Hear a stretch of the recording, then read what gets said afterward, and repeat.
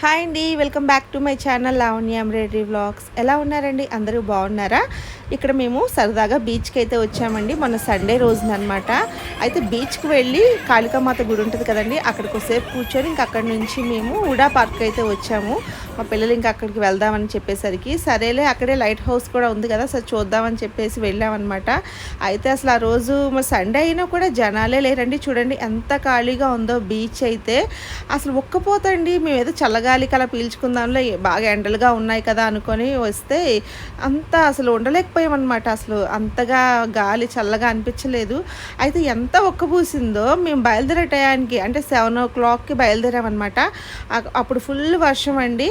అదేంటి విచిత్రమైన వాతావరణం అనమాట. పగలంతా ఏమో ఎండ ఒక్కపోత, నైట్ అయ్యేసరికి వర్షం అనమాట. సో మేము ఇంకా కొన్ని పిక్స్ అయితే దిగిపోయి ఇంకా బయలుదేరిపోయామండి ఇంటికి. సో వీడియో నచ్చితే తప్పకుండా లైక్ చేయండి, సబ్స్క్రైబ్ చేసుకోండి మన ఛానల్ని. Thanks for watching.